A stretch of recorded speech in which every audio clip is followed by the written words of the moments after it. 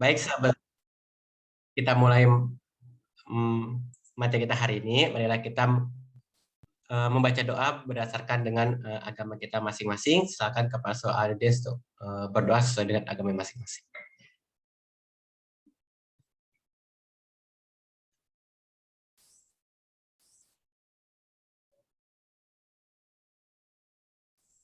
Oke, baik.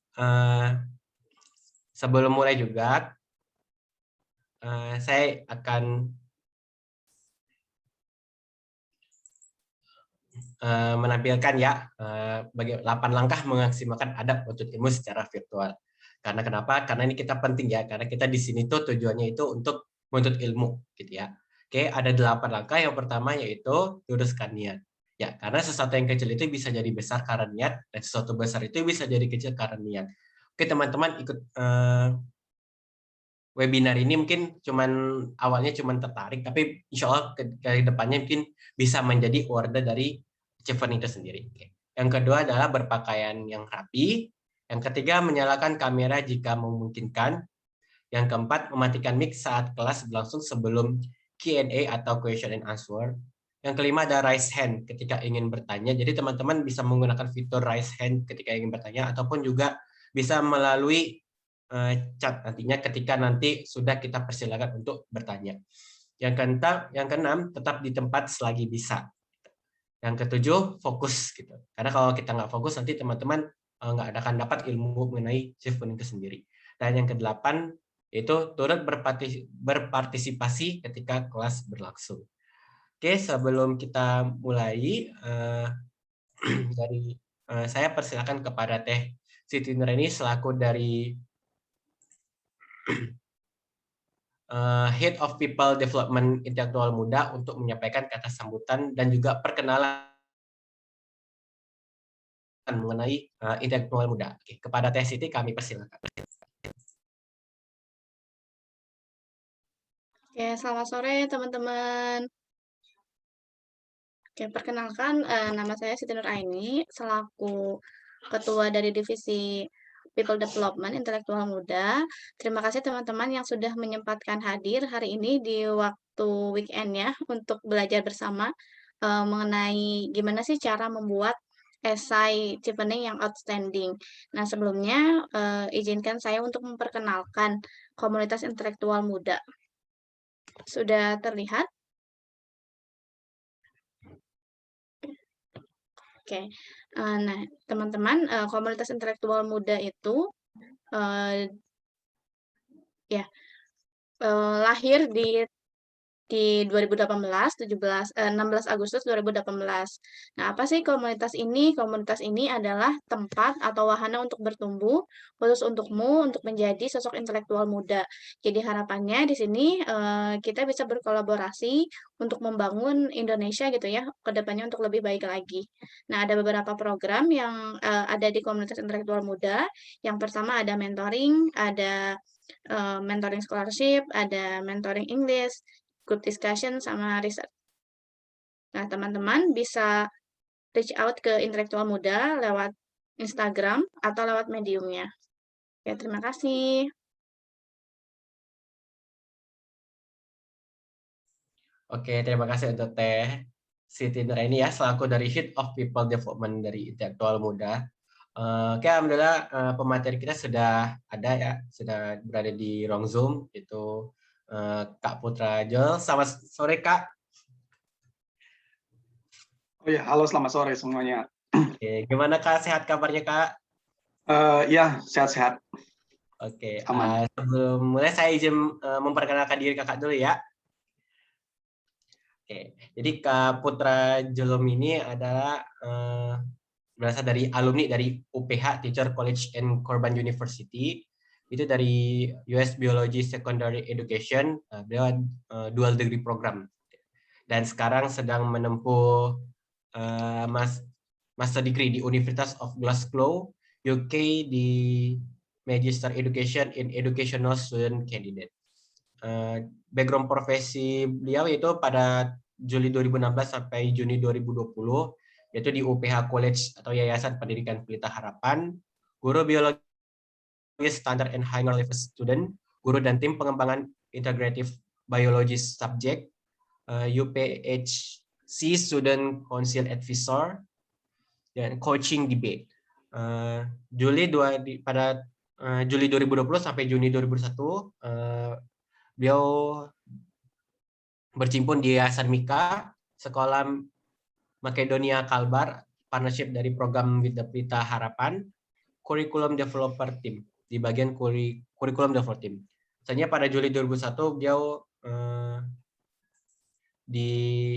berhimpun di Master Teacher Freelance at Ruang Guru, IELTS Instructor at IELTS Presso, dan sekarang di Agustus 2001 beliau adalah Teacher Trainer and Community Subject Manager at Zenius Education. Tanpa saya memperpanjang waktu lagi, kepada Kak Putra Jul, saya persilakan waktu tempatnya untuk memulai webinar. Silakan Kak. Thank you Mas Rian. Saya yang share screen atau gimana nih? Iya ya. Oh boleh Kak, silakan. Oke.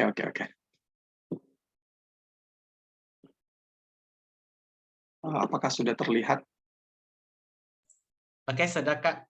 Oh oke. Thank you semuanya. Selamat sore teman-teman. Perkenalkan, nama saya Putra Joel. Tadi juga sudah diperkenalkan oleh Mas Rian dan juga Mbak Siti. Terima kasih juga dari tim intelektual muda Salman ya, yang sudah memberikan kesempatan untuk saya sharing. Jadi teman-teman, saat ini saya akan coba untuk membagikan based on my personal experience tentang Chevening SI ini. Jadi perlu teman-teman garis bawahi disclaimer bahwa segala sesuatu materi atau presentasi yang saya bawakan ini dan yang saya buat ini itu berdasarkan personal experience saya, tidak ada kaitannya dengan Chevening Community, Organization, dan juga Reading Committee daripada Chevening di UK. Perlu dipahami. Nah, teman-teman, untuk hari ini saya coba akan membagi presentasinya di dalam, oh sebentar, kayaknya not responding ya.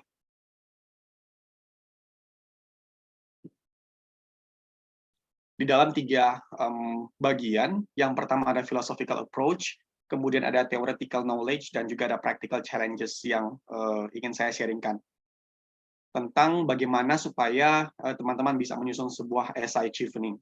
Jadi 3 pendekatan ini yang saya coba untuk sharingkan kepada teman-teman sekalian. Nah, yang pertama philosophical approach-nya. Nah, ini yang menjadi poin utama bagi saya secara pribadi sebelum sebelum saya mendaftarkan diri dalam scholarship. Jadi saya selalu mempertanyakan why-nya terlebih dahulu.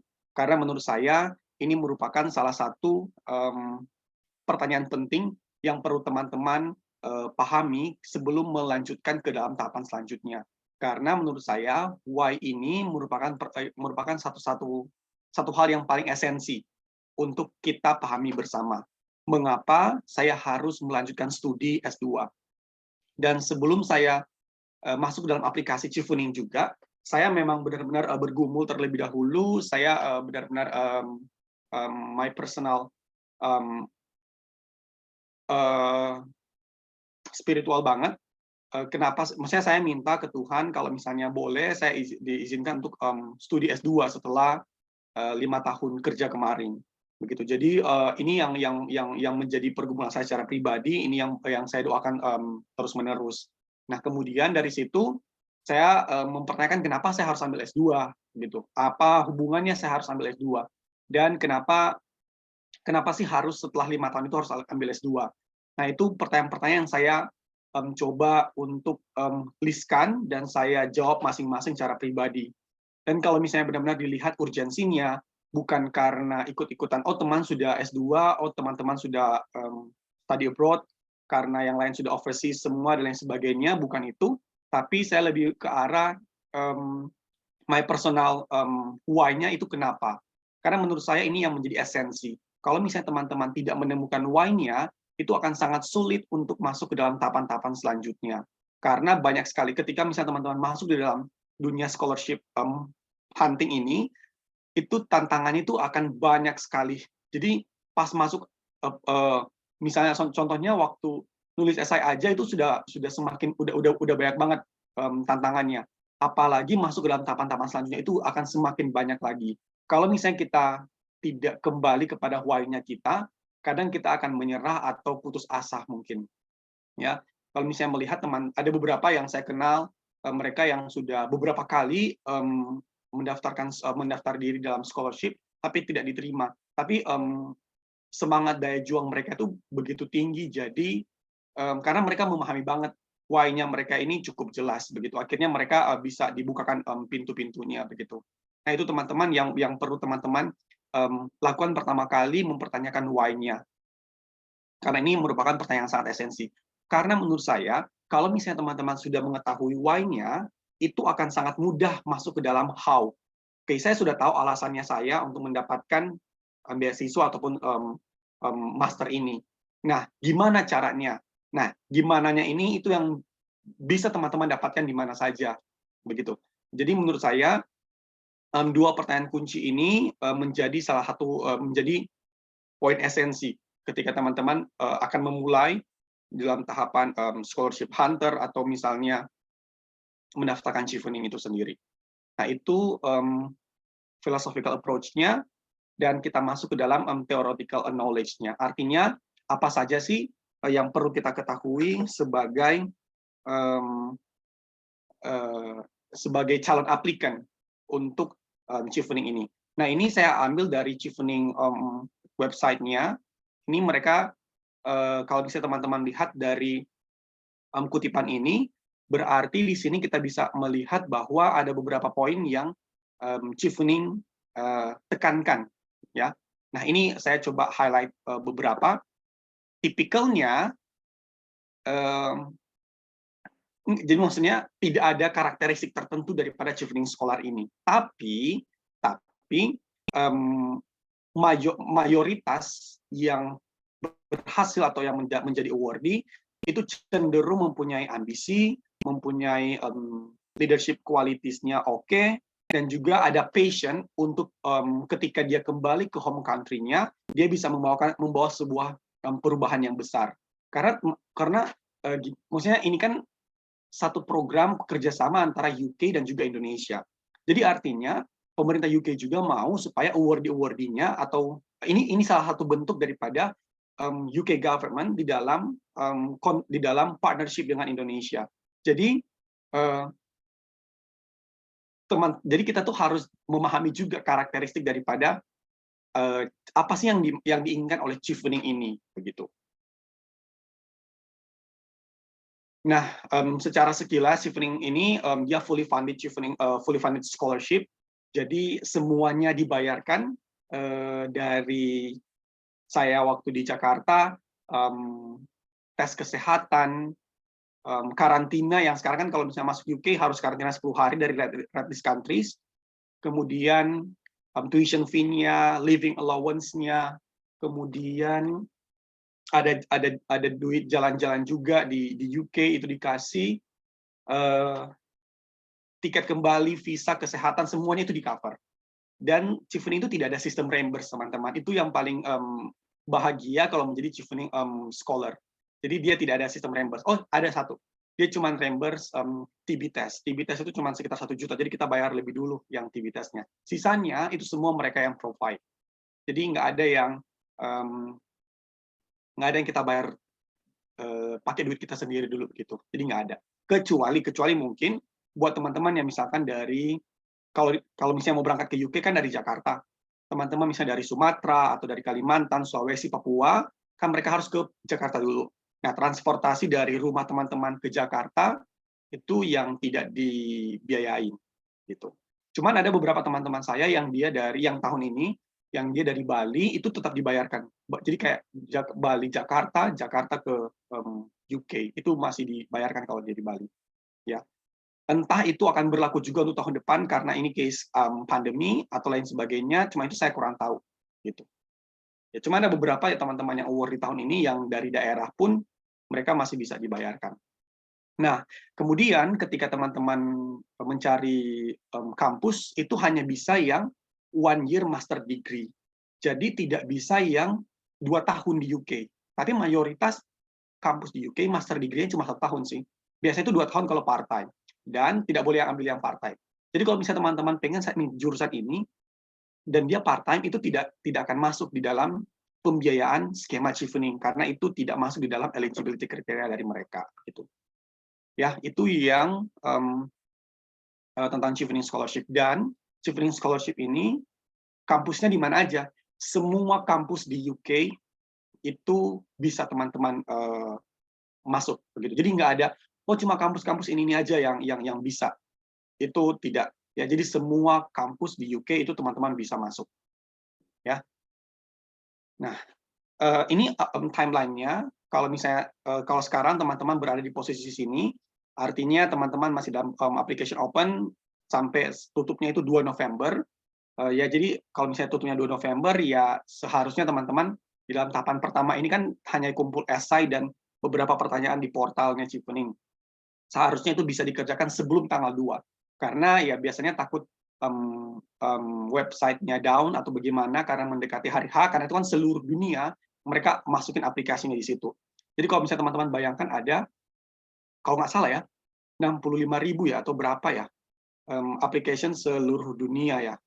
Jadi sebanyak itu kalau dia masuk ke dalam servernya, cuma dikhawatirkan itu down aja. Cuman pada umumnya sih nggak seperti itu ya. Cuma takutnya mendekati jam-jam tertentu itu dia hektiknya itu parah begitu. Jadi bisa saja teman-teman gagal cuma gara-gara waktu itu. Jadi lebih baik untuk submit jauh-jauh hari sebelumnya, gitu ya. Kemudian dari tanggal 3 itu akan eligibility kriteria akan di cut down mana saja yang tidak memenuhi eligibility kriteria. Nanti kita akan lihat setelah ini apa aja kriterianya.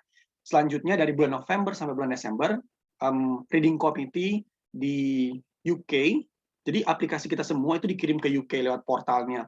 Reading committee itu akan membaca, mengassess semuanya dari bulan November sampai Desember. Nah, dari tim UK, dari reading committee itu akan kasih nama-nama ke British Embassy Jakarta. Kapan itu? Itu di bulan Januari. Artinya ketika bisa teman-teman masuk di dalam tahapan itu namanya long listed. Jadi dari teman-teman dari reading committee di UK kirim nama-namanya, teman-teman yang lulus nama-namanya ini itu disebut long listed.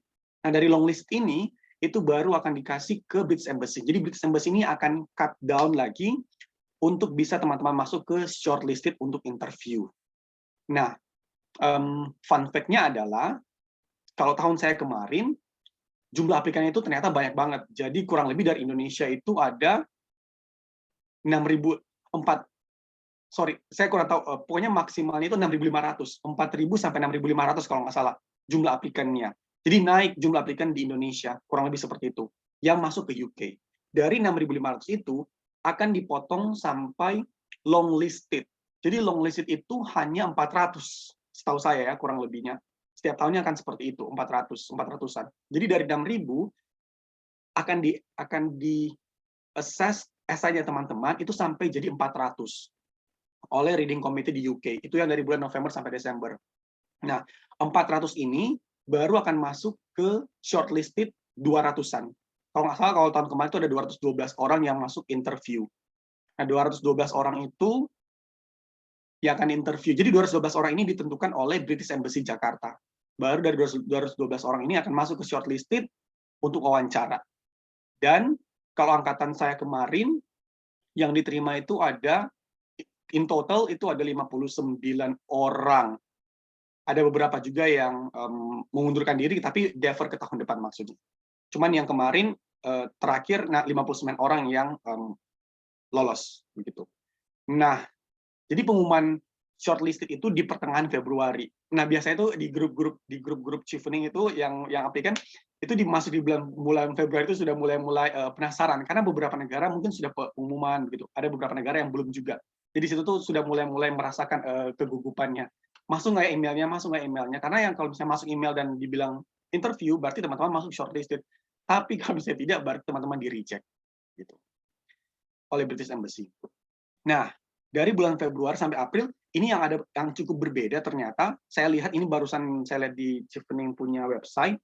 Februari sampai April itu teman-teman masih bisa memasukin references. Jadi references dari satu professional experience dan yang kedua academic. experience. Tapi kalau misalnya teman-teman sudah lama, jauh setelah lulus, itu teman-teman boleh pakai dua-duanya dari professional experience, begitu. Dan juga dokumen deadline-nya, itu harus teman-teman lihat juga di website-nya ya, dari antara bulan Februari sampai bulan April. Gitu. Nah, selanjutnya, dari Februari sampai April juga teman-teman akan interview, dan di Juni, kalau tahun kemarin kita itu di akhir Juni. Di akhir Juni pengumumannya. Seharusnya itu minggu kedua Juni ya mereka pengumuman. Cuma nggak tahu kemarin di Indonesia kemarin kita akhir Juni. Nah, di akhir Juni itu teman-teman dapat pengumuman bahwa lolos beasiswa Chevening. Nanti dikasih waktu sampai 14 Juli untuk apakah teman-teman terima atau withdraw, mundur. Ya, karena offer yang dikasih oleh Chevening itu bisa kena cancel kalau teman-teman tidak dapat LOA, tidak submit LOA daripada kampus. Jadi sembari proses ini dari Agustus sampai bulan Juli, itu teman-teman boleh apply ke kampus dan boleh lihat kampus mana yang teman-teman inginkan. Dan LOA itu harus disubmit per 14 Juli. Nah, nanti dari 14 Juli itu semua proses-proses, nah dari Juli ini sampai kalau misalnya teman-teman diterima, ini tuh yang paling banyak lagi nih proses penantiannya sampai teman-teman bisa berangkat di bulan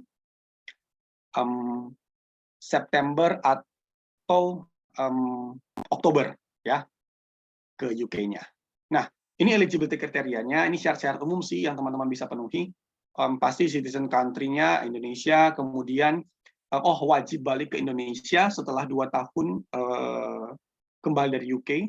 Baru telah memenuhi semua komponen, jadi sudah selesai S1, kemudian at least setidaknya 2 tahun pengalaman kerja atau setara dengan 2.800. Jadi kalau misalnya teman-teman setelah lulus, itu belum 2 tahun, tapi total hours-nya itu udah lebih dari 2.800, itu berarti teman-teman sudah bisa untuk mendaftar Chevening ini. Apakah bisa sebentar?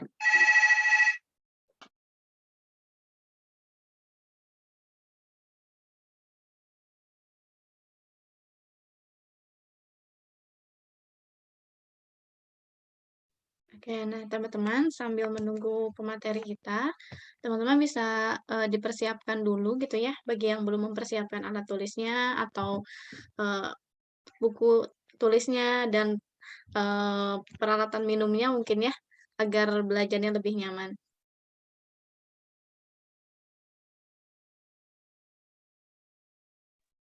Halo teman-teman, mohon maaf ya sebelumnya, karena setiap hari itu ditelepon sama resepsionis untuk tanya keadaan.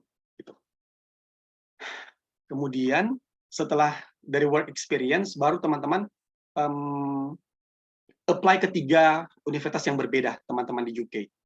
Dan mendapatkan unconditional offer, bukan conditional offer. Biasanya banyak yang tiba-tiba nggak dapat award-nya karena dia nggak dapat LOA daripada kampus yang unconditional. Gitu. Nah, kemudian sekarang saya masuk ke dalam practical challenges-nya, gimana cara menyusun esainya. Nah, basically di essay Chevening itu ada 4, leadership, networking, study in the UK, dan juga career plan-nya. Jadi 4 esai ini yang diminta oleh Chevening. Hanya 4 esai ini doang, teman-teman. 4 esai ini yang menentukan teman-teman bisa di-cut dari 6.500 sampai ke 400. Nah, waktu itu saya tuh mikir, ini gimana ya caranya supaya saya tuh bisa masuk ke dalam ranah ke 400 orang-orang ini. Karena 6.500 sampai 400 kan cukup banyak tuh, dan hanya ditentukan berdasarkan esainya kita. Nah, esai outstanding itu, ini menurut saya ya, jadi bukan berdasarkan reading committee assessment rubriknya mereka. Kita lihat dari setiap pertanyaannya. Ini dari leadership-nya. Kalau teman-teman lihat dari penjelasan sini, menurut teman-teman frasa apa saja yang ada di dalam leadership ini? Apa yang mereka butuhkan? Kalau menurut saya, yang mereka butuhkan yang saya highlight ini. Future leaders or influencers, kemudian teman-teman menjelaskan, explain. Jadi bedakan explain dengan cuma describe dan identify atau verb yang lainnya. Jadi kita itu harus menjelaskan.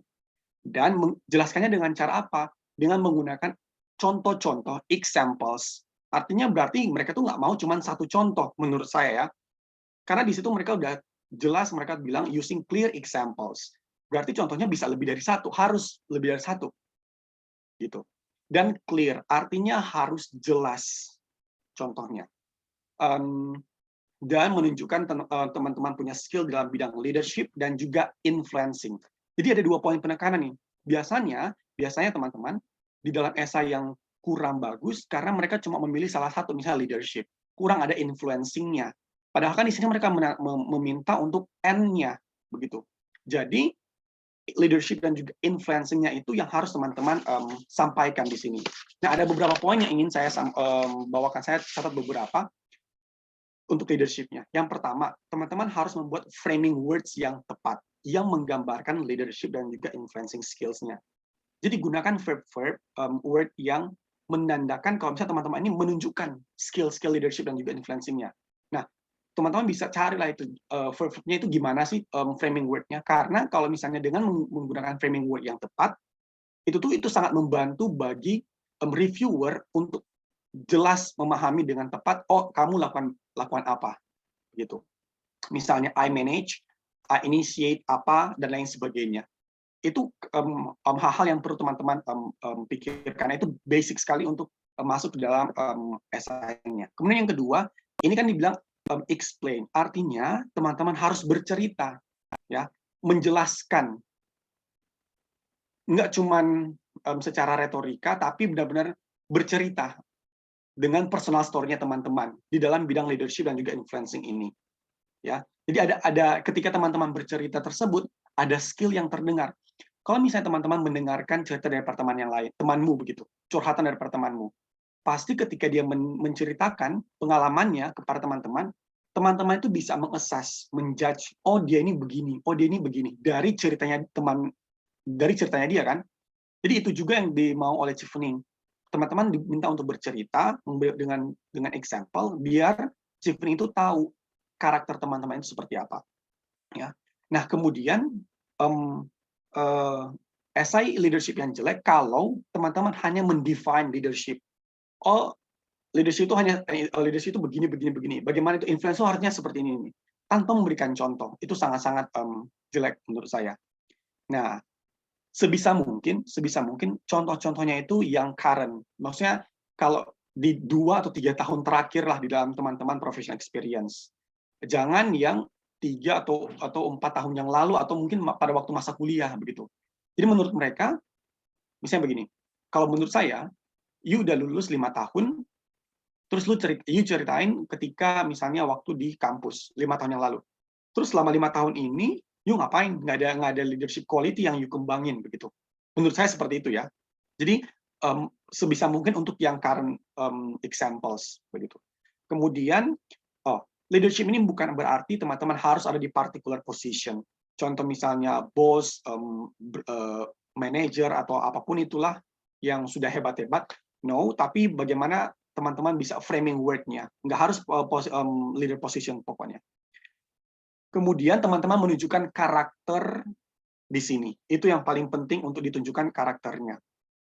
Kemudian teman-teman juga harus menjelaskan bagaimana teman-teman memimpin. Bagaimana teman-teman menginfluence. Jadi nggak cuma siapa yang saya influence, mengapa saya menginfluence mereka, tapi bagaimana. Karena kalau teman-teman menjelaskan bagaimananya, mereka itu akan mendapatkan deskripsi. Oh, orang ini kalau dia memimpin itu seperti ini. Oh, orang ini kalau dia menginfluence seperti ini. Apakah cocok dengan karakternya dia nanti ketika dia studi di UK? Apakah cocok karakternya ketika dia balik ke Indonesia sesuai dengan career plan-nya? Kalau mereka lihat di dalam leadership skills-nya, bagus banget nih. Pas di career plan, loh, dia mau balik Indonesia, dia bakal jadi seperti ini. Berarti karakter yang dibutuhkan adalah seperti ini. Dan nggak match. Jadi nggak pas menurut mereka. Gitu. Jadi leadership ini itu poin utama karena begini, menurut saya begini ya. Karena waktu teman-teman daftar dan teman-teman daftar kuliah di UK, menurut saya majority nggak akan banyak berubah karakternya. Menurut saya, karena cuma 1 tahun. Jadi mereka tuh mau, teman-temannya sudah cukup punya karakter, ditambah dengan international mindedness ketika ada di UK, dan dua hal itu akan digabungkan, dan teman-teman pulang itu akan lebih bagus lagi gitu. Tapi kalau misalnya teman-teman leadership-nya belum ada gitu loh, belum tergambarkan di dalam esai, ya berarti menurut mereka ketika balik ke Indonesia yang ya sama-sama aja, maksudnya nggak outstanding. Sedangkan Chevening ini punya nama besar dengan leadership dan juga networking-nya gitu. Ya. Kemudian harus ada reflection-nya juga, long term impact ketika dalam cerita ini ke depan itu akan seperti apa, itu harus tergambarkan juga. Nah, kemudian esai yang kedua, networking.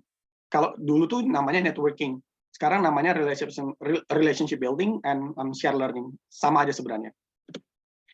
Ini poin-poinnya, strong professional relationship building skills, kemudian akan engage with the Chevening community. Artinya teman-teman itu akan terlibat.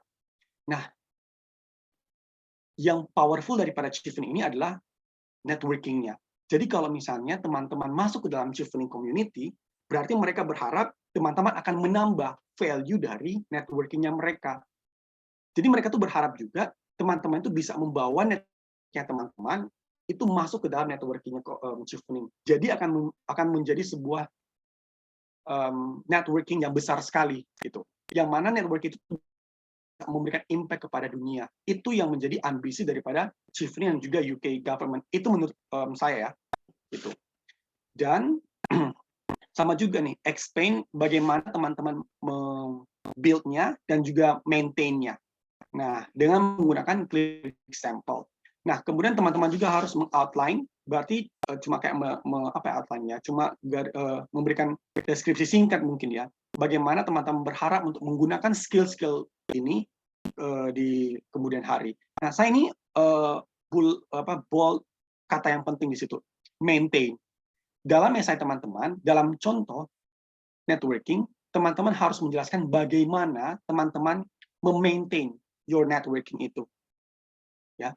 Dan di relationship building and share learning ini yang paling bingung biasanya kalau menti ataupun dulu waktu itu saya buat. Ternyata esai nomor 2 ini maksudnya adalah teman-teman itu punya networking komunitas di luar sana begitu, yang berkaitan dengan profesionalnya teman-teman. Kemudian di dalam kerjaannya teman-teman ini sekarang, oh ternyata saya tuh butuh untuk mencapai satu goal atau purpose atau apapun itu suatu spesifik certain topic, certain purpose, saya itu membutuhkan beberapa ahli di dalam bidang-bidang ini. Oh, saya ingat, saya kan terlibat di dalam komunitas atau networking yang seperti ini. Nah, teman-teman ambil itu networking, bawa ke dalam professional experience, dan itu bisa membantu komunitas teman-teman atau profesionalnya teman-teman gitu. Jadi itu yang mereka mau, konsep networking-nya seperti itu. Tetapi di dalam cara teman-teman membangun networking dengan orang lain harus dijelaskan juga gimana teman-teman maintain gitu. Ya, itu poin di bagian networking ini. Dan jangan juga definisi bla bla bla tentang networking. Useless sekali, ya. Berikan contoh yang sangat-sangat jelas. Lagi-lagi mereka bilang clear examples. Ya nggak cuma satu, menurut saya. Nah, kemudian ini ada versatile approach-nya. Artinya ini sebenarnya biasa-biasa aja sih approach-nya, ya. Pakai metode STAR di dalam membuat 2 esai yang tadi, leadership dan juga networking. Situation, task-nya, action-nya, dan juga result-nya seperti apa. Situation artinya teman-teman menyediakan konteksnya, background-nya. Kalau teman-teman membuat cerita, esainya harus ada dalam satu cerita storyline-nya ini, STAR ini harus ada semua di dalamnya. Ya. Kalau di situation teman-teman jelasin apa, siapa, di mana gitu loh. Detail aja, nggak apa-apa, sebutin institusinya juga nggak masalah. Nah, nanti saya akan bilang kenapa ini penting sekali untuk menyebutkan institusi dan lain sebagainya. Kemudian task-nya. Nah, teman-teman jelasin tugasnya teman-teman apa. Dan deskripsikan juga tantangan-tantangan yang teman-teman temui. Itu akan membuat mereka bisa melihat, oh orang ini bisa nggak ya? Oh, kalau tantangannya seperti ini, ternyata individual ini tuh overcome-nya dengan cara yang seperti ini. Oh, jadi mereka bisa melihat gambarnya teman-teman itu. Kemudian action. ketika teman-teman sudah mengetahui tantangannya apa yang teman-teman lakukan? Tindakannya apa? Begitu. Dan yang terakhir, sampaikan hasilnya seperti apa. Biasanya hasilnya itu harus konkret dan mungkin akan lebih bagus juga dalam bentuk kuantitatif, tapi kualitatif juga itu masih tetap diterima. Itu. Nah, ini kan cuma versatile approach. Artinya semua orang itu akan menggunakan pendekatan ini, gitu loh. Jadi kalau begitu, apa yang membuat saya outstanding? Menurut saya adalah yang membuat teman-teman outstanding adalah bisa hook the reviewers and get your characters talking. Artinya, waktu teman-teman membuat esai ini, di bagian introduction maupun di bagian conclusion-nya, itu bisa membuat reviewer itu ngeh kalau ini nih you banget begitu loh. Jadi kalau saya tuh buat introduction itu saya selalu membuat personalnya saya begitu. Sangat-sangat personal dan itu tidak dilakukan oleh orang lain dan tidak dinikmati oleh orang lain. Jadi saya membuat sepersonal mungkin bagian introduction-nya gitu. Dan yang terakhir get your character, artinya ketika misalnya dia baca esainya itu benar-benar karakter teman-teman. Jadi terlihat banget story-nya teman-teman itu apa ya namanya? Kayak naik begitulah dia punya emosionalnya gitu mungkin ya. Nah, itu 2 esai pertama. Sebelum saya masuk ke esai 3 dan 4, coba teman-teman identifikasi. Menurut teman-teman, apakah ini esai termasuk esai yang pas?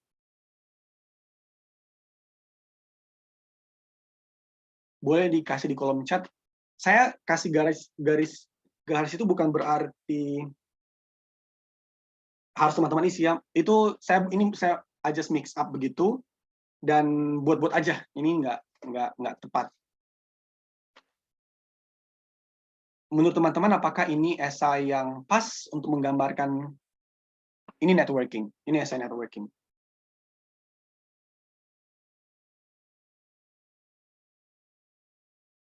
Ini hanya buat ya, saya buat maksudnya.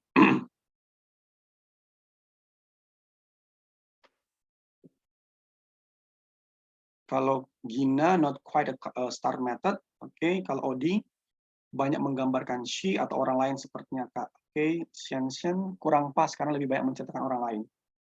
Sip, betul. Nah, ini teman-teman contoh esai yang kurang bagus. Karena nggak star method lah. Kan tadi star method, kita nggak bisa identifikasi mana situation-nya, task-nya. Padahal dia bercerita, tapi tidak menggunakan star method. Ya, ini esai yang tidak bagus. Ini kalau misalnya kalau reviewer baca, ini mungkin, kan biasanya kalau saya lihat tuh kemarin, reviewer itu baca bisa beberapa jam. Ini kalau dia baca ini, kayaknya dia langsung skip. Menurut saya ya, daripada dia mau waktu. Nah, ini ada esai yang kedua. Ini esai tentang networking. No, leadership. Ya. Menurut teman-teman, apakah ini esai yang bagus?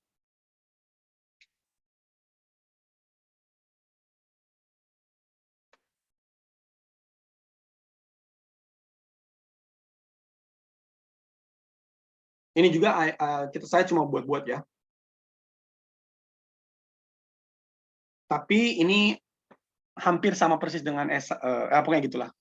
Teman-teman identifikasi dulu.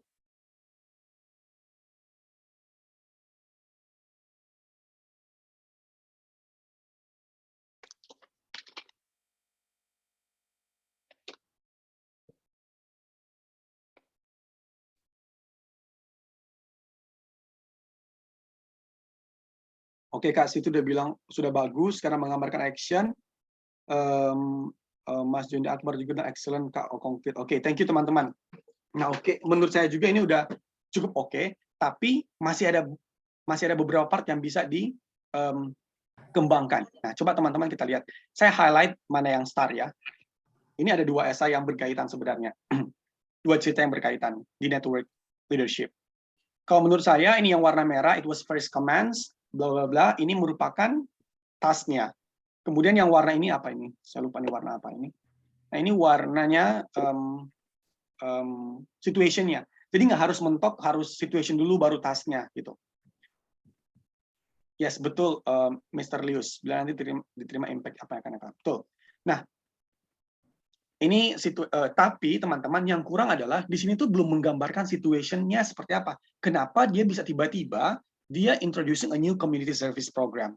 Jadi nggak ada latar belakang kenapa harus ada, kenapa dia tiba-tiba datang-datang kok dia masuk community service program. Nah, itu harus teman-teman harus ditambahkan juga di bagian situation-nya. Nah, di bagian task-nya, ini kan task-nya. Di situation juga masih kurang. Kan dia cuma tulis koleknya itu nggak banyak paham nih tentang sesuatu hal. Jadi kurang begitu. Tentang program yang dia mau sampaikan. Dan apa action yang dia lakukan? Yang action yang dilakukan adalah dia redesign, oke, dia present dan lain sebagainya. Nah, kuning ini apa? The reinvented system ini apa nih maksudnya? Itu cuma bumbu-bumbu doang sebenarnya. Nah, result-nya apa? Result-nya ini. As the result, a brand new CSR named Weekend was officially introduced by the board management in January 2020. Blah blah blah. Itu result-nya. Nah, ini yang tadi saya bilang. Bawakan dengan penuh character stalking. Di akhirnya itu ada bagian reflection-nya. It was fulfilling to see blah blah blah blah blah of the underprivileged community in the way they see the essential part of the project. Jadi ada ada hook-nya yang bisa teman-teman bawakan di dalam esai nomor 1 ini. Nah, esai nomor 1 ini dia buat selanjutnya ke esai yang kedua, paragraf kedua, ada kaitannya. Jadi upon completion of the project, ternyata dia itu bisa diangkat loh, begitu. Jadi si Tiffany ini bisa melihat, oh orang ini punya leadership yang oke, maksudnya dia dipercayakan, kurang lebih seperti itu. Nah, kalau teman-teman lihat, ini yang bagian warna coklat ya, coklat muda ini, itu bagian situation-nya. Task-nya apa? Task-nya dia menjadi project leader untuk another project di Bali, begitu. Ya, ini situasinya banyak banget yang dia jelasin. Nggak masalah menurut saya. Cuman alangkah lebih baiknya kalau di bagian situation task action-nya, kan action-nya ini warna ungu. Due to this, I decided to design a program. Hello, bla bla bla. Itu kan action-nya ya. Betul itu action-nya. Cuma menurut saya ini masih bisa dijelaskan lagi. Kan di sini dia cuma menjelaskan dia decided to design. Oke, dia cuma desain, terus action-nya dia apa lagi? Nah, seharusnya bisa lagi ditambahkan bagaimana dia punya approach-nya, bagaimana dia apa tantangan-tantangan selanjutnya yang dihadapi, itu bisa dibuat rangkaian katanya. Menurut saya yang ideal itu bisa lebih banyak di bagian action-nya. Jadi bisa lebih terlihat lagi karakter dari para teman-teman ini. Dan yang paling terakhir yang warna ungu ini bagian result-nya. Due to this bla bla bla, I decided to design a program that allows teenagers to bla bla bla. Tapi ini pun menurut saya result-nya masih kurang ada. Oke, programnya apa menurut saya? Jadi bisa lebih jelas lagi gitu. Dan di bagian terakhir itu bumbu-bumbu apa namanya? Result-nya ini nih, result-nya ini warna putih. This event has successfully brought multiple opportunities for children. Tapi multiple opportunities ini kan terlalu general. Jadi kurang spesifik menurut saya untuk result-nya. Jadi perlu dijelaskan lagi, yang seperti apa sih yang you buat gitu. Tadi saya bilang teman-teman, sebisa mungkin untuk masukin nama institusi dan lain sebagainya. Kenapa? Karena ini personal opinion ya. Dari 4.000, dari 6.500 ke 400 kan dari UK. Mereka menurut saya mereka akan mengakses banget yang bagian leadership dan juga networking. Terus embassy itu tugasnya untuk apa? Menurut saya, embassy itu kan mereka yang jauh lebih mengetahui tentang Indonesia. Nah, mereka akan lihat konteks di Indonesia, orang ini pas nggak ya? Ketika misalnya dia sebutin nama institusi ini, mesti pas, tepat nggak ya orang-orang ini? Gitu. Karena mereka yang lebih mengetahui nih, apa kerjasama antara Indonesia yang sedang happening dengan UK. Jadi itulah British Embassy akan benar-benar melihat dengan konkretnya orang ini seperti apa, gitu. Yang terakhir, 2 esai yang terakhir. Studying in the UK, kalau teman-teman lihat, kira-kira apa yang bisa kita highlight? Beberapa poin. Satu, outline why-nya. Berarti harus teman-teman jelasin dong why-nya kenapa. Dan harus ada 3 chosen university dari para teman-teman. Dan jelaskan how-nya. Bagaimana hubungan antara professional experience ini dan juga plan-nya ke depannya mau seperti apa, ya. Kemudian jangan teman-teman bawakan informasi-informasi terbaru begitu, informasi-informasi yang sudah ada di aplikasi Chevening yang teman-teman input manual, yang teman-teman input di portal itu. Usahakan untuk meminimalisir itu. Nah, di Studying in the UK ini, teman-teman carilah kampus yang sesuai dengan minat dan jurusan teman-teman gitu. Dan sesuai dengan kapasitas juga teman-teman itu mau seperti apa gitu. Kemudian kalau waktu saya masukin juga nama profesornya yang saya kontak waktu itu, saya hubungi, karena dia bidang sesuai dengan saya punya keinginan, saya masukin juga nih dia alasan kenapa saya pilih universitas itu. Kemudian saya pilih modul-modulnya apa yang saya inginkan, karena semua UK itu bagus memang. Cuman ada beberapa kampus yang tidak sesuai dengan keinginan saya untuk modulnya. Walaupun kampus top, tapi nggak ada keinginan modul saya, jadi nggak akan mungkin dong saya ambil itu. Jadi saya ambil modul-modul yang di course atau kampus yang sesuai dengan modul saya, dan profesornya di kampus itu pas dengan apa yang saya inginkan. Itu cara teman-teman, itu cara saya untuk memilih universitas. Saya masukin semuanya. Waktu itu saya pengen untuk masuk British Education System kurikulumnya gitu. Nah, di kampus yang sekarang saya email tuh profesornya untuk research tentang differentiated student instruction di UK. Jadi dia bilang oke, boleh kita ke sekolah ini gitu untuk identify ini. Beberapa kampus yang saya email itu nggak boleh. Jadi ada beberapa konteks yang bisa teman-teman lihat di sini. Jadi saya ambil poin-poin itu untuk masukin ke dalam Studying in the UK. Dengan demikian, si reading committee ataupun British Embassy, mereka tuh akan lihat, oh orang ini benar-benar serius dan paham apa yang akan dilakukan. Itu Studying in the UK. Kemudian terakhir, career plan-nya. Nah, ini career plan highlight-nya adalah ini. Clear, jelas banget. Setelah teman-teman, upon returning to your home country, apa yang akan teman-teman lakukan itu jelas. Outline juga, menurut saya outline-nya bisa teman-teman bagi dengan short term, mid term dengan long term. Tapi bisa juga cuma dua, misalnya immediate dengan long term. Harus teman-teman breakdown tuh. Kalau misalnya short term, apa aja yang harus dilakukan, apa aja yang akan teman-teman lakukan. Kemudian short term itu apa aja juga yang long term, mid term apa yang akan teman-teman lakukan, dan long term apa juga yang teman-teman lakukan. Dan pastikan ini semua tuh inline. Jangan teman-teman dari satu ke satu beda-beda bidang gitu. Dan pastikan bidang ini itu sesuai juga dengan di SN nomor 3 gitu. Dan di SN nomor 4 ini ada kaitannya dengan karakter teman-teman di SN nomor 1 dan juga SN nomor 2. Jadi akan terlihat benang merah dari SI 1, 2, 3, dan 4. Kelemahan dari yang tidak lolos biasanya menurut saya mungkin adalah 1, 2, 3, 4 itu tidak beriringan semuanya. Jadi tidak nyambung satu dengan yang lain. Jadi harus ada benang merah. Makanya itu tadi dari awal saya tekankan, teman-teman harus tahu terlebih dahulu why-nya kenapa harus ambil master degree di UK. Ya. Waktu juga saya menulis essay nomor 3 yang study in the UK, selalu saya memikirkan pertanyaan yang seperti ini. Why di UK? Kalau misalnya saya masuk interview dan ditanya kenapa di UK, saya itu bisa ada jawaban. Nah, dari waktu tulis saya udah outline. Kalau misalnya ketika dibilang why in the UK, saya udah tahu mau jawabnya seperti apa. Gitu. Jadi sembari saya menulis esai, sembari juga saya memikirkan kalau di interview akan tanya ini, saya mau jawab apa ya. Jadi saya udah tahu juga gitu. Esainya akan seperti apa. Nah, dan yang paling penting dan yang harus teman-teman taruh adalah apa pertimbangkan di dalam program atau karir plan yang teman-teman akan lakukan itu berhubungan erat dengan what the UK government is doing in Indonesia. Itu poin utama yang harus ada.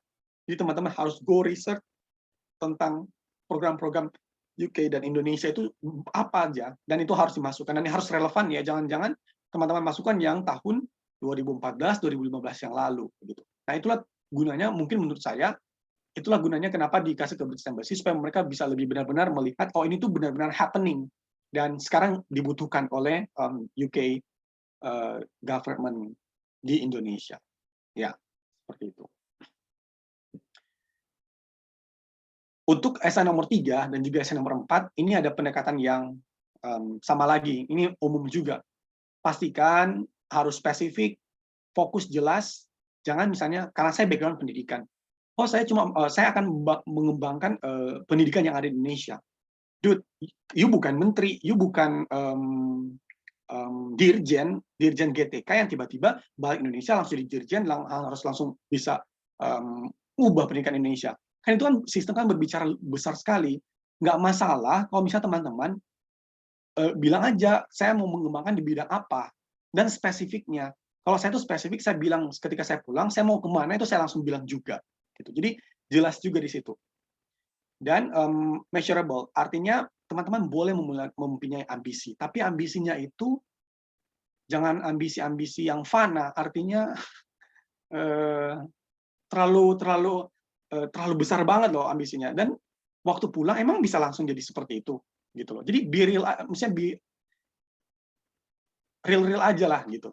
Ya, saya juga bilang kok institusi mana yang akan saya masuk ketika misalnya saya kembali ke Indonesia begitu. Ya, kemudian attainable, realistic, have the tools. Artinya have the tools, teman-teman pengen masuk di bidang ini.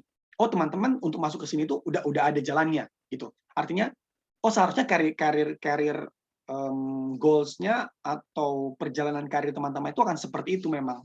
Gitu, itu nggak masalah. Misalnya teman-teman yang PNS, oh setelah ini saya akan masuk kembali ke kantor saya ini untuk mengurusi bidang ini. Itu nggak masalah juga gitu. Jadi nggak harus saya pulang saya mau masuk ke kementerian, saya mau ubah ini. Masa yuk pulang-pulang langsung jadi kementerian, masuk di kementerian di bidang ini, kecuali misalnya memang itu ada dibuka CPNS dan lain sebagainya lah. Nah, itulah gunanya menurut saya, itulah gunanya British Embassy mengassess sebelum interview. Jadi mereka bisa lihat konteksnya di Indonesia, karirnya dia ini jelas nggak ya gitu. Ya. Kemudian relevan, artinya beneficial. Nah, inilah yang saya selalu pertanyakan, saya selalu renungkan. Ketika saya membuat esainya, relevan, beneficial. Artinya, saya selalu mengantisipasi kalau pertanyaan, kenapa sih you harus studi S2 tahun ini? Begitu. Kenapa nggak tahun depan?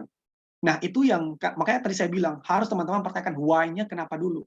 Karena ini tuh akan masuk ke dalam karir teman-teman, relevan nggak?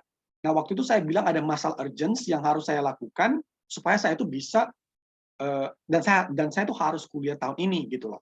Nah, itu yang saya bawa urgensinya, relevannya seperti apa. Gitu. Dan ketika saya pulang, ini akan benar-benar bermanfaat untuk certain community. Begitu. Dan ada timeline yang jelas, artinya ada short term, mid term, dan juga long term-nya. Menurut saya itu sih untuk pendekatan smart method. Jadi kayaknya hampir mayoritas Chieftain itu punya smart method juga. Oh iya, ada poin-poin yang saya perlu tambahkan juga di dalam essay nomor 3 dan nomor 4. Oh, waktu di essay nomor 3 Studying in the UK, teman-teman kan pasti akan riset kampus nih. Basi sekali kalau misalnya teman-teman hanya tulis, oh karena misalnya universitas ini ranking 3 dunia. Oh ranking 1 dunia. Aduh, nggak usah, mereka juga tahu, mereka tuh ranking bagus. Jangan juga bilang, oh UK ini bagus banget sistem education-nya.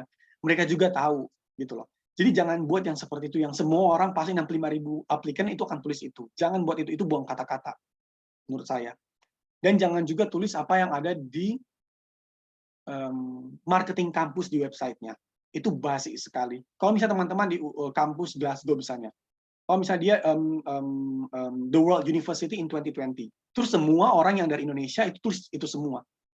Apa spesialnya teman-teman punya esai? Gitu. Jadi hindari yang terlalu umum begitu, ya. Dan yang karena ini saya juga khawatirnya adalah teman-teman mungkin bisa terdeteksi plagiat.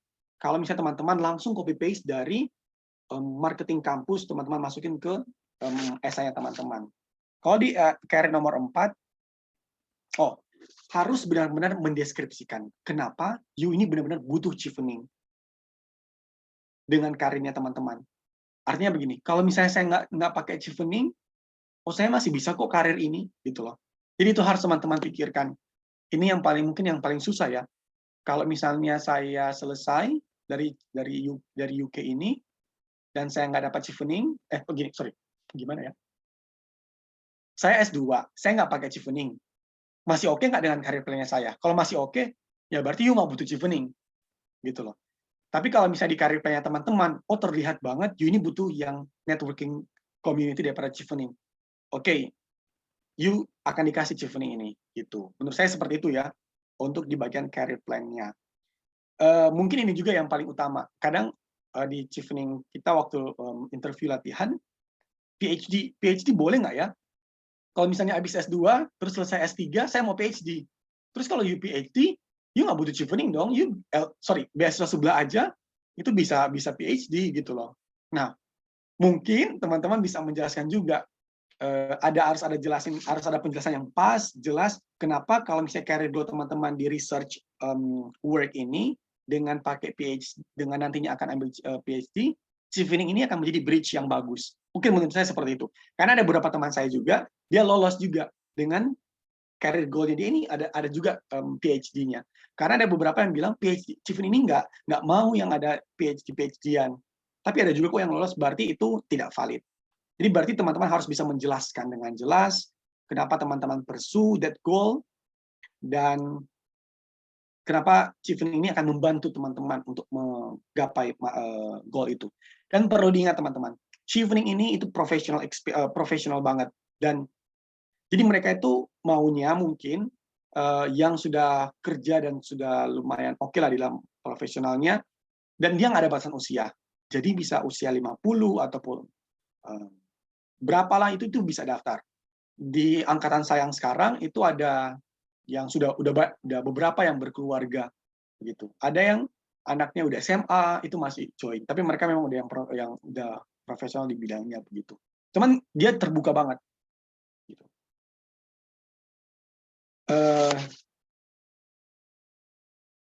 Ini harus teman-teman perhatikan sebelum teman-teman handing in your chevening essay-nya. Cek eligibility-nya, apakah teman-teman pas nih di bagian portalnya kan harus isi tuh format-formatnya, bagian-bagiannya. Pastikan semuanya itu terisi dengan jelas.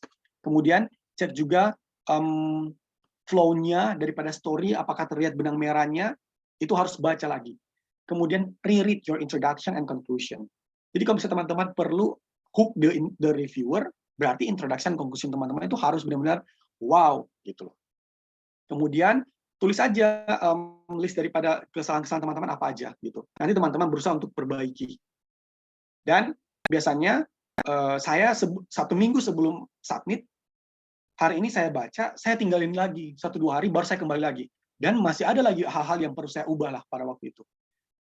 Dan waktu saya misalnya proofreading yang paling terakhir, saya waktu itu pagi hari, dari jam 8 waktu saya mulai proofreading untuk submit di hari itu. Karena saya bertekad untuk submit hari itu. Saya planningnya akan submit di siang hari. Ternyata enggak teman-teman. Saya submitnya itu di jam 5 sore kalau nggak salah. Jadi dari jam 8, maksudnya nggak harus dari jam 8 baca essay terus ya. Artinya banyak banget yang saya tiba-tiba ubah di akhir-akhir gitu. Entah itu dari pemilihan kata, framing words-nya, memastikan semuanya itu cuma 500 words, jadi tidak lebih dari 500. Gitu. Jadi waktu itu saya buat 499 sih rata-rata, saya nggak buat 500, cuma takut-takut aja waktu itu. Gitu. Nah, kalau misalnya teman-teman sudah berhasil dan semuanya, boleh teman-teman daftar di dalam chevening application ini. Demikian presentasi saya, Mbak Siti dan juga Mas Rian. Oke, terima kasih untuk Kak Putra Jel sudah memakan mengenai essay ya untuk info beasiswa chevening, karena salah satunya juga beasiswa juga essay sangat penting gitu. Jadi insya Allah setelah belajar mengenai essay ini, jadi teman-teman bisa dari sekarang nih, karena kita masih ada 1 bulan lagi ya sebelum penutupan beasiswa chevening ini untuk membuat essay gitu. Oke, kita masih ada waktu ya untuk sesi tanya jawab untuk mengenai essay ya gitu ya. Karena tadi ada 4 ya contoh essaynya, mengenai leadership.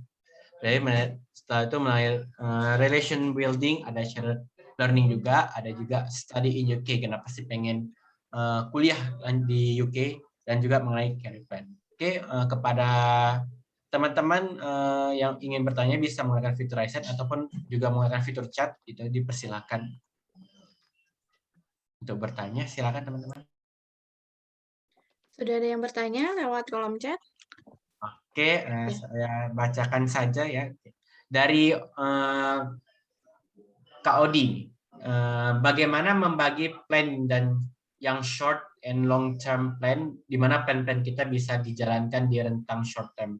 Apakah long term plan di sini harus berwujud big impact dan high position, Kak? Nah, mungkin boleh kita jawab satu-satu dulu atau gimana gitu, Kak? Jul, satu-satu dulu mungkin ya, Kak. Boleh, Oke. saya jawab satu-satu aja ya, langsung to the point aja ya. Sorry, Boleh, Kak? bagaimana? Yang Kak Odi ya? Ya, yang Kak Odi.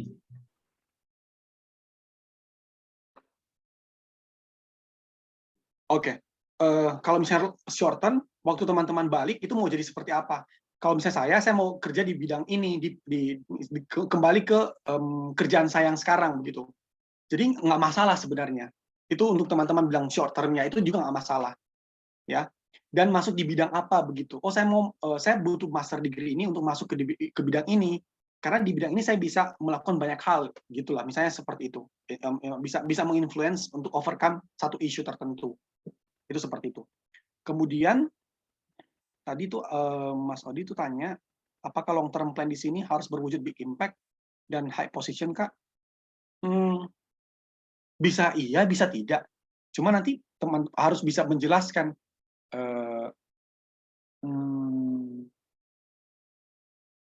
kalau high position itu akan seperti apa begitu. Karena gini, long term itu harus teman-teman tuliskan mungkin ya. Kalau misalnya 10 tahun, make sense nggak ya kalau misalnya teman-teman akan raih itu dalam waktu 10 tahun. Jangan sampai teman-teman, oh saya harus buat big impact nih. Tiba-tiba di 10 tahun yang akan datang, menurut Chief Ning, kayak atau British Embassy Jakarta, ini nggak attainable banget untuk 10 tahun yang akan datang gitu. Jadi boleh berambisi, tapi teman-teman mau tulis, waktu itu saya juga tulis ada big impact besar banget di long term, tapi saya bisa justifikasi ketika di essay gitu. Intinya adalah teman-teman bisa menjustifikasi jawaban teman-teman itu. Kalau misalnya nggak bisa justifikasi, menurut saya harus pikirkan kembali, benar nggak ya long term saya ini? Gitu. Justifikasi maksudnya pembenarannya, benar nggak bisa dijalankan ini? Itu dari Mas Odi. Oke, baik. Jadi gitu jawabannya Mas Odi. Oke, kita lanjut yang ke fitur raise hand. Ini ada Kak Sinsin. Mungkin boleh Kak Sin diaktifkan kameranya dan ininya. Silakan Kak. Oke, thank you Kak Putra untuk sharingnya. Aku punya beberapa pertanyaan nih Kak.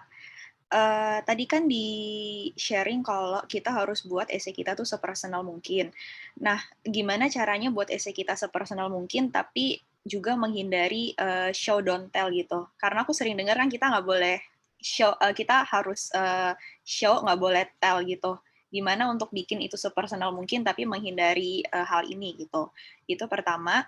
Kedua, untuk mengenai cerita, untuk essay kayak hubungan erat antara UK dan Indonesia ataupun dan yang lainnya, aku ingin bertanya itu harus seberapa detail ya untuk nunjukin hubungan erat itu, atau nunjukin misalkan dari segi action yang harus kita action untuk bagian networking dan leadership gitu.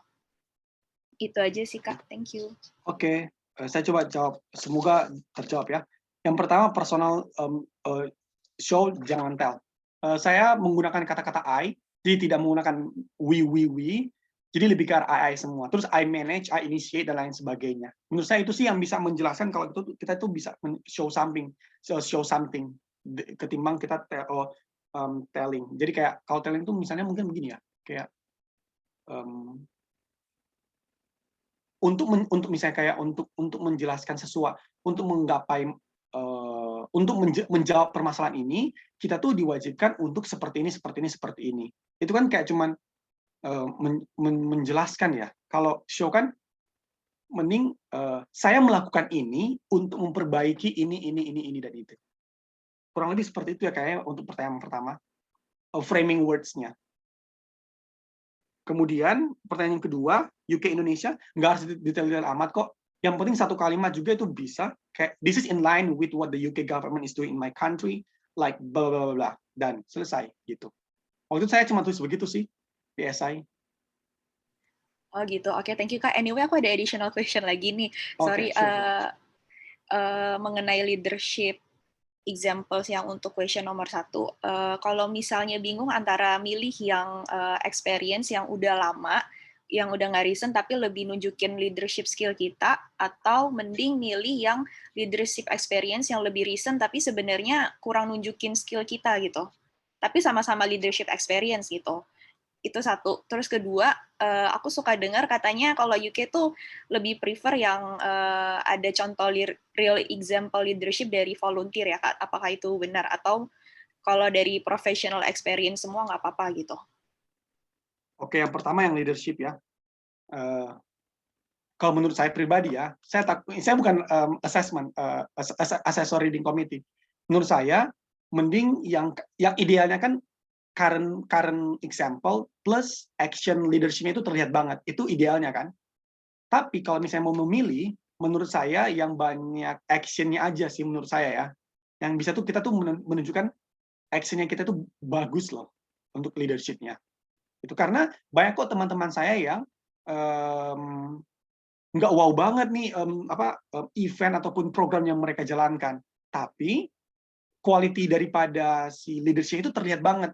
Karena menurut saya, si SN nomor 1 dan 2 itu berbicara mengenai quality dan juga value. Jadi chief itu benar-benar cari value-nya. Gitu. Kemudian yang kedua, volunteer. Menurut saya itu tidak valid. Karena saya punya contoh-contoh, dari 4 contoh, itu cuma 1 kalau nggak salah yang dari volunteer. Sisanya semua my professional experience, begitu. Oke, menjawab banget, Kak. Thank you, Kak, jawabannya. Ya. Oke, baik. Makasih Mbak Sinsin. Oke, selanjutnya nih Mas nih saya pilih nih. Punten mau dari Rahmi Aristianingsi. Punten mau tanya Kak, apakah dalam seleksi chevening background kerja sangat diperhatikan? Misalnya kita kerja di bidang yang nggak relate dengan jurusan yang kita ambil, apakah itu sangat berpengaruh? Ini saya kayak saya juga nih, saya bidang pangan tapi saya lebih relate ke sosial. Nah ini gimana gitu Kak? Kalau nggak relate.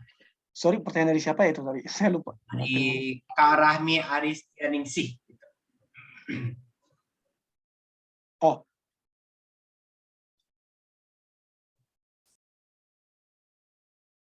Background-nya nggak sesuai dengan jurusan yang kita ambil ya? Ya, Kak. Menurut saya, itu masih valid-valid aja sih. Karena kakak tingkat saya dulu, dia background-nya berbeda, dan dia ambil S2-nya juga berbeda. S1-nya education, S2-nya dia ambil aktuari. Nggak problem. Nggak ada masalah. Dia masih bisa diterima kok. Tapi mungkin mereka assess di bagian leadership dan juga networking-nya ya, dan juga hal-hal quality yang lain ya mungkin yang mereka pertimbangkan. Tapi, ini case yang lain lagi. Ada juga teman saya yang beda juga background-nya. Nggak diterima juga maksudnya di chevening. Jadi, beda-beda case ya. Maksudnya, bisa iya, bisa tidak jawaban yang tadi. Tergantung di quality teman-teman yang value. Menurut saya seperti itu. Oke, kita lanjut Kak. Dari pertanyaan dari Kak Muhammad Zaki. Kak, kalau misalnya kita lagi off kerja sekarang, atau baru selesai kontrak kerja, terus sekarang lagi mau fokus lanjut kuliah, apakah ini tidak menjadi penghalang untuk daftar chevening Kak? Enggak sih, enggak masalah. Maksudnya sekarang ini lagi mau S2 ya. Nanti untuk kuliah lagi S2 tahun depan di UK ya. Kalau chevening ini, satu, mereka boleh ambil second master, jadi nggak masalah. Terus kalau misalnya penghalang-penghalang yang lain seperti sibuk nggak ya kalau saya untuk proses aplikasi ini, ya saya mungkin bisa bagi waktu ya kayak teman-teman untuk time manajemennya akan seperti apa. Karena UK ini, chevening ini chill banget untuk eligibility, yang penting value yang mereka cari. Jadi kalau misalnya teman-teman baru selesai kontrak kerja dan lain sebagainya, dan mau jumping karir, itu chevening juga welcome untuk terima. Gitu. Nah, gitu ya Mas Zaki ya. Jadi jangan insecure langsung gitu. Ini masih ada waktu nih Mas Zaki, daftar terus nih chevening. Oke Kak, kita lanjut di Kak Marcelina Fiasa. Saya mohon maaf kalau ada salah-salah sebut nama ya. Oke. Halo Kak, thank you untuk sharingnya. Ingin tanya nih bagaimana cara cari hubungan antara career plan dan bidang kita dengan program yang sedang dikerjakan pemerintah UK. Cari contoh-contohnya programnya di mana ya Kak? Oh, kalau misalnya hubungan antara career plan dan juga bidang kita, menurut saya teman-teman akan bisa jawab career plan kalau misalnya, kan career plan itu akan bidangnya teman-teman juga kan, berarti itu akan mudah untuk didapatkan. Maksudnya ketika teman-teman balik ke kantor ataupun ke kerjaan, itu bidang teman-teman. Jadi karir plan teman-teman itu akan seperti apa, mau jadi project lead kah di situ atau lain sebagainya, itu teman-teman bisa kaitkan dengan bidangnya teman-teman.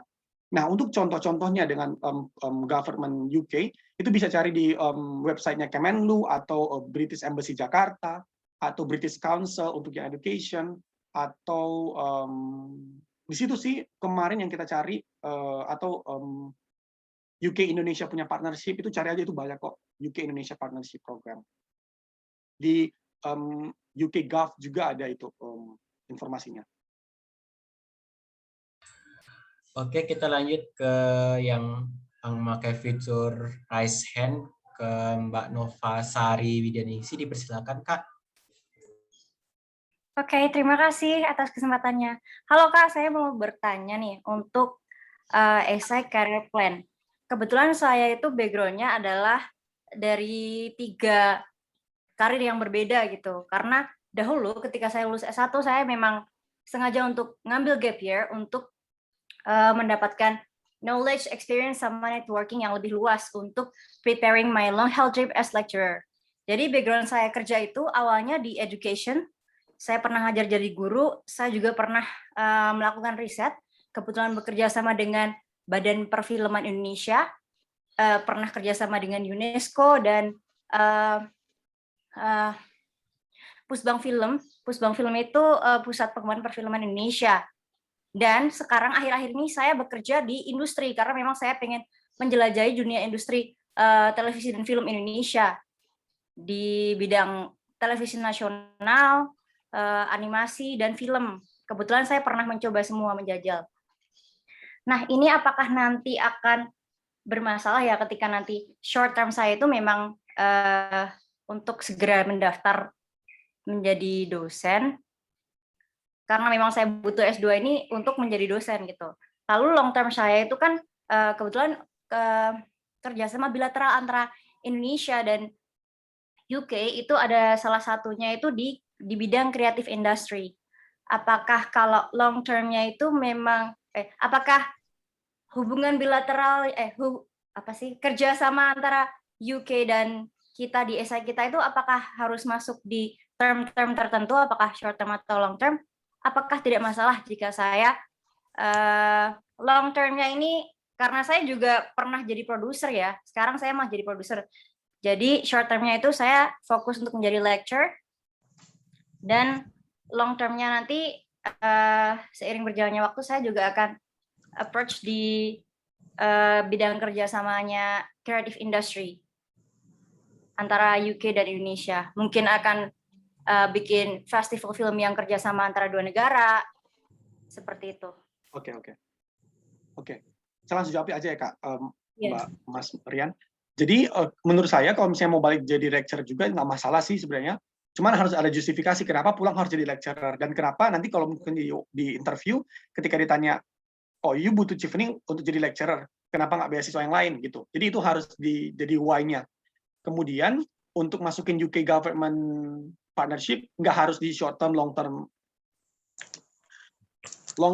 Jadi nggak harus, terserah di mana aja. Yang penting itu tuh berkaitan dengan timeline-nya. Jadi jangan teman-teman bilang, oh ini akan masuk di long term-nya. Sedangkan programnya itu currently happening dan akan selesai di tahun depan gitu loh. Jadi jangan buat mess up seperti itu. Kemudian apalagi ya? Nah, kalau misalnya teman-teman di midterm itu akan seperti itu dan beda dengan lecturer, mungkin harus ada penjelasan kaitannya, apa nih bridging-nya sampai bisa teman-teman sampai ke sana gitu loh. Harus ada chevening, perlu ada kontribusi apa nanti di sini, apakah network-nya dan lain sebagainya, itu tuh harus dijelaskan gitu, biar terlihat perjalanan karirnya gitu sih menurut saya. Oh ya Kak, thank you ya. Ya, siap. Oke Kak, kita lanjut. Ini ada pertanyaan dari Kak Vita S. Kak, kalau kita cuma punya experience profesional di perusahaan swasta dan nggak ada impact sama masyarakat, itu gimana Kak? Tapi ada beberapa pengalaman volunteering sebagai admin komunitas yang bermanfaat untuk orang banyak. Apakah kira-kira masih bisa dibuat sebagai bahan esai? Oke, satu yang perlu diperhatikan, bukan berarti kita daftar Chevening, buat esainya itu semua yang volunteering. Artinya, oh kita membuat satu community service yang bagus. No, nggak seperti itu. Jadi banyak juga yang award-awardi, mereka yang membuat cerita itu yang berdasarkan dengan professional experience, professional work-nya mereka, dan impact-nya itu bagus juga untuk human development di dalam kantor mereka. Dan menurut saya itu juga valid. Jadi nggak harus yang seperti itu. Kemudian, tapi kalau misalnya ada juga volunteering komunitas sama admin, itu juga nggak masalah menurut saya.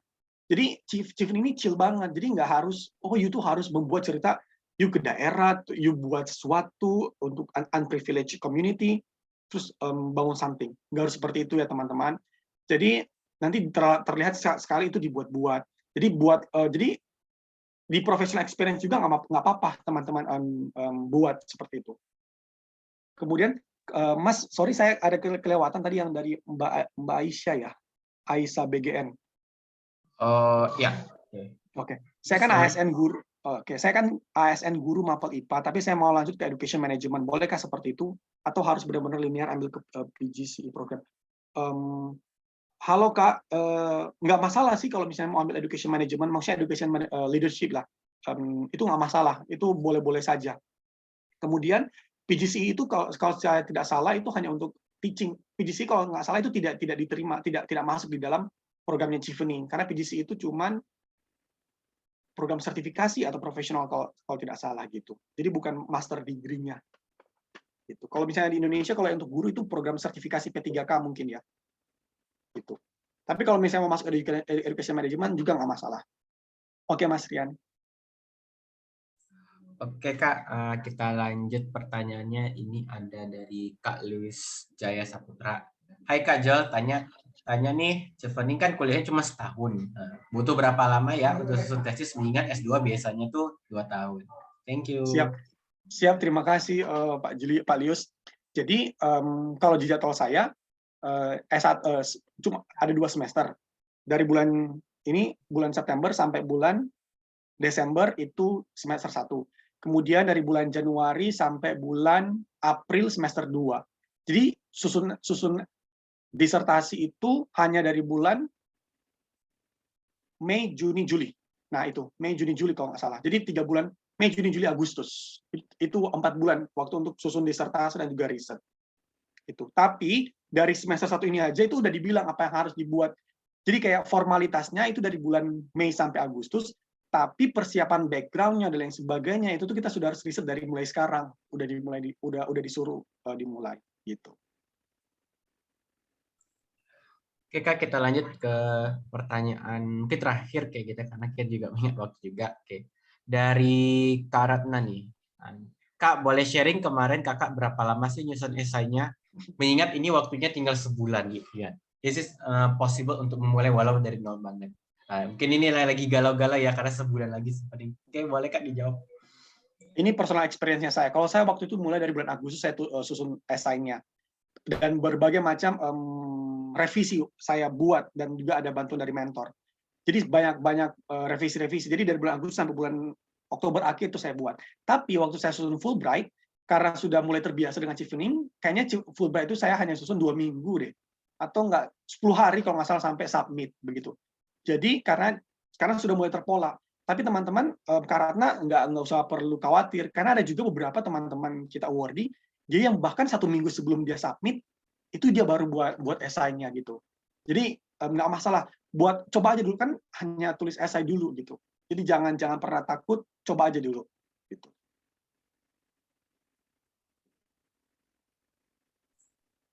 Oke, baik. Terima kasih untuk para hadirin dan juga yang sudah berpartisipasi. Ya. Mas, saya boleh jawab satu pertanyaan? Kayaknya ini valid banget dari Mas Zaki. Oh, boleh silakan. Dia ada 2 tentang English requirement. Kamu nanya lagi tentang student visa, apakah harus menggunakan IELTS atau bisa menggunakan English test lainnya? Chevening tidak membutuhkan IELTS untuk masuk, tapi yang membutuhkan IELTS adalah daftar ke kampusnya. Gitu.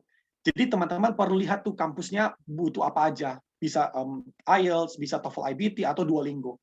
Nah, untuk dapat student visa, karena teman-teman sudah mendapatkan surat penerimaan dari kampus, jadi menurut saya nggak akan masalah teman-teman mau ambil Duolingo, ataupun IELTS, ataupun TOEFL IBT. selagi teman-teman sudah dapat LOA, itu still valid. Karena ada juga pengalaman awardee, mentor saya juga dulu, dia pakai Duolingo untuk diterima, karena udah mepet banget, dia akhirnya ambil Duolingo. Jadi valid. Kemudian si Mas Laki juga tanya lagi, apakah pre-English test ditanggung sama, sayang sekali untuk yang kalau misalnya IELTS ataupun TOEFL IBT itu tidak ditanggung sama Chevening, begitu. Jadi bayar sendiri gitu. Tapi nggak, itu investasi lah, 3 juta untuk investasi 800 juta. Kurang lebih seperti itu. Nah gitu Mas Zaki. Ya, Mas Zaki kayaknya nih pengen banget nih dapat beasiswa seperti ini gitu. Oke, oke baik. Sebelum kita tutup, ini ada dari apresiasi nih Kak untuk kakak dari panitia. Oke, itu ini ada berupa sertifikat, mungkin sekalian kita bisa sekalian tuh foto bersama kayak gitu ya. Oke, ini ada apresiasi untuk kakak dan juga dari panitia juga mengucapkan terima kasih Kak untuk yang sudah mengisi ya untuk materi ini gitu, soal luar biasa ya, mengenai esai gitu. Oke, mungkin dari panitia mungkin sekalian bisa di foto ya biar sekalian untuk serah terimanya.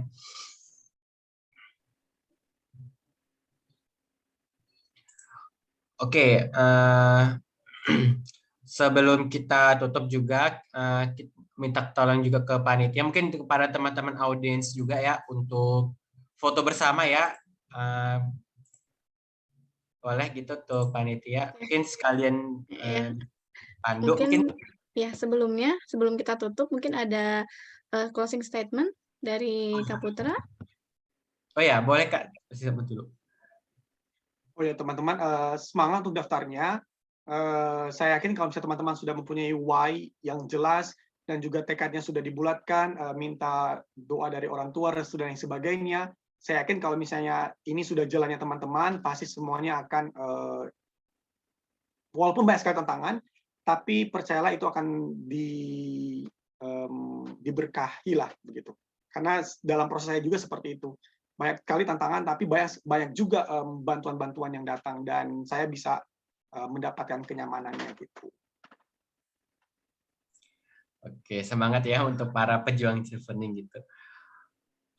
Oke, sepertinya kita foto bersama dulu, dan juga ada, boleh dibantu dari panitianya, boleh?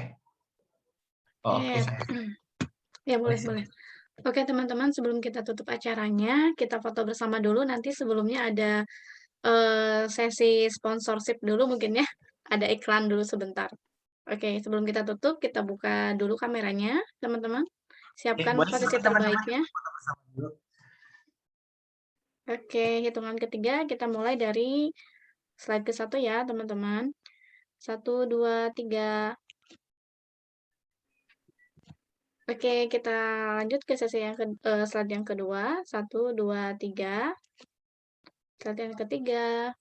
1, 2, 3. Oke, nah mohon izin ya teman-teman.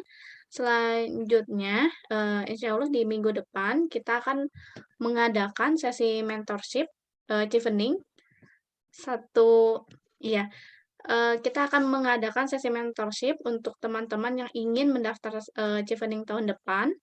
Insya Allah tadi nanti ada 6 mentor yang akan membantu teman-teman. Pengumuman lebih lengkapnya akan di-share di IG-nya IMUT mulai besok. Silahkan di-follow dulu yang belum follow. Dilihat lagi gitu ya. Insya Allah nanti ada pengumuman secara lengkap di IG IMUT. Oke, selanjutnya ada sesi sponsorship yang kedua. Iya. Nah, untuk mengembangkan lagi program IMUT ke depannya, teman-teman bisa mengisi kuesioner IMUT. Harapannya nanti program yang dibuat IMUT sesuai dengan kebutuhan dari teman-teman gitu. Jadi kami sangat meminta bantuan untuk teman-teman mengisi saran atau ide-ide program yang teman-teman butuhkan. Yang kedua, ayo dukung IMUT. Teman-teman bisa berdonasi untuk IMUT untuk acara kedepannya dengan mengklik di Sawaria. Oke, terima kasih banyak. Kak Putra yang sudah sharing pengalamannya, terus tips-tipsnya. Semoga nanti ada banyak peserta dari IMUT bisa menyusul dari Awardi Chevening tahun depan. Amin, amin, amin. Oke. Oke, bagi teman-teman juga tadi yang ingin mau sih di mentorship untuk ininya ya, Chevening-nya, jangan lupa untuk follow kita di Intelektual Muda di IG gitu ya. Nanti infonya akan ada di situ gitu ya. Oke, demikianlah untuk hari ini ya, untuk pembahasan mengenai saya selaku Mama Marian, mohon maaf apabila ada kata salah selama membawa acara ini. Semoga ya dengan para pejuang Chevening nih yang ikut kegiatan essay dan aplikasinya, insya Allah lulus ya untuk aplikasi tahun depan gitu ya. Jadi mahasiswa di salah universitas di Inggris. Oke,